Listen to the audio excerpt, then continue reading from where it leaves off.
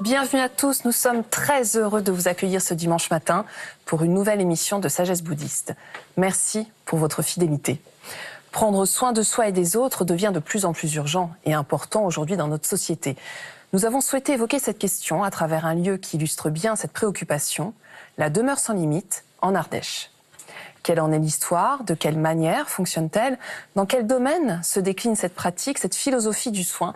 Pourquoi les gestes que nous accomplissons au quotidien sont-ils si importants? Et qu'en est-il de cette notion de gratitude? Je vous propose de voir, sans plus attendre, avec notre invité, Jokaini Lambert, toutes ces questions. Jokaini, bonjour. Bonjour. Et merci beaucoup d'être avec nous aujourd'hui. Alors, vous pratiquez le bouddhisme dans la tradition Zen Soto depuis 25 ans. Oui. Et vous êtes aujourd'hui responsable de ce lieu, la demeure sans limite. Alors, est-ce que pour commencer cette émission, vous pouvez nous rappeler l'histoire de cet endroit assez exceptionnel? Donc, pour parler de la demeure sans limite, il faut que je parle d'un petit temple au Japon qui s'appelle Zuyakuin, le lieu où la fondatrice de la demeure sans limite, Joshin Bashu Sensei, a étudié pendant plusieurs années avant de rentrer en France et d'ouvrir la demeure sans limite en 1989. Son maître, Moriyama Roshi, qui a créé Zuyakuin, a eu à cœur de revenir à une pratique simple que Maître Dogen, le fondateur de l'école Soto-Zen au Japon, avait rapportée de Chine. Donc c'est une pratique tournée autour essentiellement de la méditation, silencieuse et assise, que l'on appelle zazen, alliée avec ce que l'on appelle du travail communautaire, appelé samu, et puis l'étude des textes bouddhistes. 2 fois par semaine environ, il devait aller dans les villages alentours pour mendier la nourriture. Et donc, c'est ce qui se passe aussi dans ce temple de la demeure sans limite au quotidien. Oui, vous avez organisé à peu près de la même manière les choses. Tout à fait. En fait, c'est ce qu'elle a rapporté, ce que Joshin Sensei a rapporté du Japon. Et donc, en effet, c'est surtout orienté avec la méditation, ce travail quotidien simple, vraiment très simple, du jardin, de l'extérieur et puis à l'intérieur, de l'entretien des bâtiments.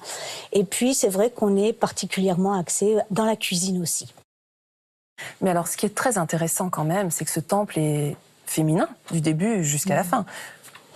Oui, en effet, c'est depuis le début, puisque c'est une femme qui l'a fondé avec son maître, mais c'est elle qui l'a fondé. Alors aujourd'hui, bien, on va trouver, nous sommes pas nombreuses, mais nous sommes quelques-unes maintenant en Europe à avoir un temple, à s'occuper d'un temple. Mais à l'époque, c'était quelque chose d'assez exceptionnel, c'est vrai. Et puis, on a cette idée du zen comme quelque chose d'un peu martial, assez masculin. Ce qui est vrai, ce qui a été vrai, mais ça a beaucoup changé, beaucoup évolué. Vraiment, je pense que le monde a besoin de générosité, de bienveillance et de douceur. Et j'espère que la demeure sans limite est un lieu où on peut trouver justement ces choses-là. En tout cas, pour vous, c'est très important justement de soigner l'accueil des personnes qui viennent à la demeure sans limite. Oui, tout à fait. Je pense que ça, c'est quelque chose, un peu une caractéristique du lieu. Je l'ai appris de Joshin Sensei et de Aoyama Roshi, mes 2 enseignantes. Et j'espère que les personnes qui viennent peuvent se poser, trouver un espace, une respiration, parce que leur vie, on sait que la vie moderne est quand même demandante, rapide. À la demeure sans limite, eh bien, on va ralentir. Et je pense que ça fait du bien à tous. Alors, il faut préciser qu'il y a une centaine de personnes, je crois, qui passent à la demeure sans limite par an. Voilà. Oui, voilà, à peu près, c'est ça. Et moi-même, je suis arrivée à la demeure sans limite comme ces personnes. En 1997, je m'y suis installée. Et puis, voilà, je suis restée plusieurs années. J'étais ordonnée l'année suivante par Joshin Sensei à la demeure sans limite. Et maintenant, donc, je dirige ce lieu, en effet. Alors, ce qui est intéressant aussi dans ce lieu, c'est qu'il est avant tout écologique. Et pour vous, c'est vraiment très, très important. Racontez-nous comment concrètement ça se traduit au quotidien. Alors déjà, je veux dire, l'écologie, pour moi, c'est de l'éthique et puis cet échange désintéressé. D'abord, ce lieu, il n'a pas été acheté par une personne en particulier. Il existe grâce aux dons de dizaines et de dizaines de personnes que je ne connais pas. En plus, ça ne peut pas non plus s'appuyer sur 2 ou 3 personnes. Donc, pour vous donner un exemple concret, par exemple, en ce moment, on fait le jardin, donc il y a une personne qui plante, et puis dans quelques temps, une personne viendra et puis va entretenir, arroser. Un peu plus tard dans la saison, une personne va cueillir et peut-être mettre en bocaux, et enfin, cet hiver, une autre personne mangera. Je ne peux pas dire qui fait, qui donne, qui reçoit. C'est vraiment un échange entre tout le monde, tout est inclus. Oui, donc c'est l'interdépendance, d'une certaine manière. Oui, c'est un enseignement de base du Bouddha et c'est vraiment très important de reconnaître ça parce que, en fait, c'est le don à l'état pur. Qui est-ce qui donne, qui est-ce qui reçoit? Tout est relié. Alors, ce qui est important aussi dans ce temple, c'est que finalement, tout part de la méditation, comme dans beaucoup de temples d'ailleurs, mais j'aime beaucoup la métaphore que vous utilisez, qui est celle de la fleur. Est-ce que vous pouvez nous en parler? Oui, donc la vocation de la demeure sans limite, comme de Zuya-Queen, c'est de sortir la méditation de la salle de méditation. Donc, la salle de méditation et ces zazen autour desquels s'articule notre quotidien, c'est le cœur du lieu. Et puis, je dirais que la tige, cette sève qui va monter, cette colonne vertébrale, c'est l'horaire, parce que c'est important qu'il y ait un horaire. Et puis, on va avoir toutes ces pétales, pétales du travail communautaire, pétales de prendre un thé ensemble, pétales d'aller marcher, pétales d'étudier. Donc, tout cela forme un tout est relié, et ça, c'est vraiment très important pour nous. Et c'est donc là que la notion de soin de l'autre intervient. Oui, il faut prendre soin, parce que quand je prends soin de l'autre, d'abord, je prends soin de moi. On s'imagine comme séparés, mais vraiment, on est tous reliés. Et ça, c'est vraiment très important de prendre soin, parce qu'aussi, comme je prends soin aujourd'hui, demain, d'autres personnes pourront venir. Et je pense que ça fait beaucoup de bien aux personnes qui viennent et qui le réalisent. Et n'oublions pas qu'il est aussi important de prendre soin de soi-même. C'est très important de prendre soin de soi parce qu'on fait partie d'un tout. On n'est pas séparés. Ça, c'est vraiment une grande illusion. Et je pense que, voilà, quand on parle d'écologie, on dit qu'on prend soin de la planète. Et prendre soin de soi, c'est aussi prendre soin de la planète. C'est très important. C'est une forme d'écologie intérieure. Oui, tout à fait. Alors, concrètement, on parlait tout à l'heure, par exemple, de la cuisine. Il y a aussi le jardinage, par exemple. Comment vous répartissez les tâches à la demeure sans limite? Comment ça se passe au quotidien? En fait, au quotidien, tout le monde participe à tout, bien sûr, avec nos capacités. Une personne plus fatiguée, parce que vraiment, les personnes parfois arrivent assez fatiguées physiquement et psychologiquement. Donc, une personne fatiguée va peut-être, je sais pas, juste couper quelque chose dans la cuisine. Tout le monde participe à toutes les tâches. Et tout le monde est sur le même horaire. Et après, individuellement, on voit les capacités et puis aussi, les goûts de chaque personne. Ça, c'est aussi important. Alors, il y a quelque chose qui est très important à vos yeux, c'est l'importance des gestes, qu'on a un petit peu tendance à oublier. Et je trouve ça important, effectivement, qu'on souligne la forme de conscience qu'on peut mettre quand on effectue un geste. Est-ce que vous pouvez nous dire pourquoi, justement, ça reflète aussi notre écologie intérieure? Ce que je fais, mes gestes me représentent. Ils me montrent ce qui est à l'intérieur de moi. Que ça soit des moments de joie, de tristesse, de colère, de moments paisibles. C'est les traces que je vais laisser dans le monde. Donc c'est très important. Par exemple, je vais vous donner un exemple. Quand je ferme une porte, est-ce que je la laisse claquer ou est-ce que je l'accompagne? Ou pareil, si je repose une chose, est-ce que je la repose ou bien alors est-ce que je la lâche? Et ça va être ce que je vais donner au monde. Cet état d'esprit ressort et ressurgit et puis touche tout mon environnement. Donc c'est très important d'être vraiment présent juste là où l'on est. Et ce qu'on entend à travers ce que vous nous dites aussi, c'est qu'il y a une notion de gratitude envers tous, toutes les objets, la nature, tout le monde est concerné. Oui, Joshin Sensei dit que la joie, c'est le fond du ciel, et moi, j'ai envie de dire que la gratitude, c'est le fond du ciel.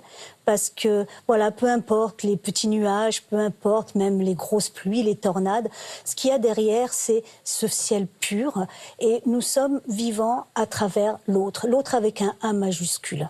Voilà, sans les autres, je ne suis rien, mais sans les autres, mais sans la nature, et depuis notre première inspiration jusqu'à là, aujourd'hui, à cet instant où on est, voilà, la gratitude pour nos parents, pour tout ce qu'ils nous ont élevés, ils nous ont nourris, et puis ensuite toutes les personnes que l'on va rencontrer sur notre chemin de vie, c'est vraiment très important, et je trouve qu'actuellement, avec ce confinement qu'on a eu pendant 2 mois, on a bien vu que sans les autres, eh bien, on n'aurait pas pu se protéger. Ces personnes qui se sont occupées de nos villes, de nos rues, et puis ces personnes qui ont continué de travailler afin que l'on puisse se nourrir.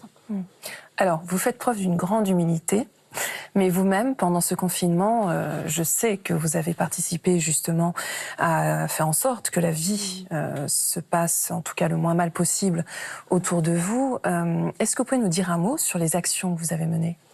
Alors, il y a eu 2 niveaux. Il y a eu un niveau où tous les matins et tous les soirs, on a proposé une séance de méditation assise, de zazen, avec un enseignement. Donc, nous étions 3 nonnes et à tour de rôle, chaque jour, du lundi au vendredi, on a proposé chacune un enseignement.